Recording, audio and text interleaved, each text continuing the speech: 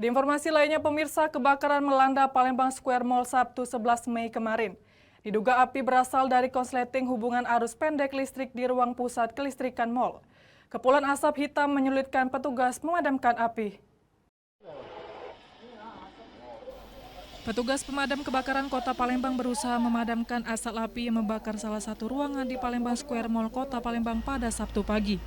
Api berasal dari salah satu lantai hingga menjalar ke seluruh lantai dari lantai 1 hingga lantai 5 tempat pusat kelistrikan mall. Diduga kebakaran berasal dari hubungan arus pendek listrik di salah satu panel hingga menyebabkan kebakaran.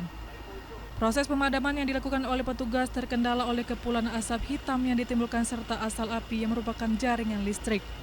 Petugas memadamkan api menggunakan alat pemadam kebakaran milik mall dikarenakan aliran listrik yang masih aktif membuat petugas berhati-hati dalam menyemprotkan air.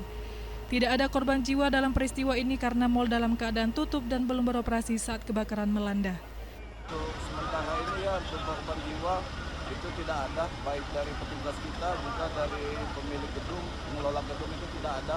Namun tenan diperkirakan akan terganggu untuk instalasi kelistrikannya ya. Namun untuk terbakar tidak. 8 unit mobil pemadam kebakaran dikerahkan untuk membantu menjinakkan api setelah 2 jam api baru dapat dipadamkan. Sementara akibat peristiwa ini aktivitas mal hingga siang ini masih ditutup. Akibat sistem kelistrikan yang masih terganggu, sejumlah pegawai di sejumlah tenan mal menunggu di depan pelataran mal untuk nantinya aktivitas mal dapat dibuka kembali. Dari Palembang, Guntur, iNews melaporkan.